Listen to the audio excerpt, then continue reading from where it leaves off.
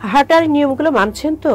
আমরা সবাই জানি হাঁটা একটি উত্তম ব্যায়াম, যদিও কতক্ষণ কিভাবে হাঁটলে কি পদক্ষেপ বা কত জোরে হাঁটলে উপকার মিলবে।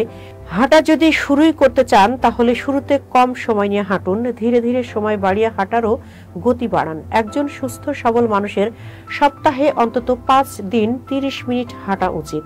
প্রথম 10 মিনিট ধীর গতিতে হাঁটবেন, যাকে বলে ওয়ার্ম আপ। এর পরের 10 মিনিট দ্রুত হাঁটবেন। এ সময় নাড়ির গতি যেন স্বাভাবিক অবস্থায় যে গতি থাকে তার দ্বিগুণ হয়। ঘাম হলে হৃদস্পন্দন ও শ্বাস প্রশ্বাস বাড়লে ব্যায়াম ঠিকমতো হয়েছে বলে ধরে নেওয়া হয়। শেষ 10 মিনিট আবার ধীর গতিতে বা স্লো ডাউন করে হেঁটে ব্যায়াম শেষ করতে হবে।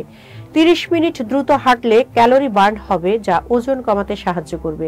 এটা হৃদরোগ ও ফুসফুসের জন্য কার্যকর। উচ্চ রক্তচাপ ও ডায়াবেটিস যাদের আছে তাদের নিয়মিত হাঁটা খুব জরুরি। এতে রক্তে গ্লুকোজের মাত্রা কমে এবং টাইপ 2 ডায়াবেটিস ও ক্যান্সার প্রতিরোধে সাহায্য করে। নিয়মিত ধীরে হাঁটা হৃদরোগে আক্রান্ত ব্যক্তির জন্য ভালো, যা দুশ্চিন্তা কমাতে ও স্মৃতিশক্তি ধরে রাখতে সাহায্য করে। কোন সময় হাঁটা ভালো তা নিয়েও নানা মত চালু আছে। ধারণা করা হয় সূর্যোদয়ের আগে হাঁটলে মানসিক প্রশান্তি মেলে। সকাল 8টা থেকে 10টার মধ্যে হাঁটা হজমে সহায়তা করে এবং রোদ থেকে ভিটামিন ডি পাওয়া যায়। বিকেলে বা ঘুমানোর আগে হাঁটলে ওজন ও দুশ্চিন্তা কমে এবং ভালো ঘুম হয়। যাদের হাঁপানি নিয়ন্ত্রণে নেই, তীব্র রক্তশূন্যতা আছে, কোনো কারণে মাথা ঘুরছে, তারা হাঁটার আগে অবশ্যই চিকিৎসকের পরামর্শ নিন।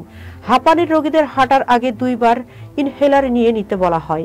ডায়াবেটিস রোগীরা হাঁটার আগে 2 ঘন্টা বিস্কুট বা সামান্য ক্যালোরিযুক্ত খাবার খেয়ে নিন। এতে রক্তে সুগার কমে গিয়ে হাইপোগ্লাইসেমিয়া হওয়ার আশঙ্কা কম থাকবে।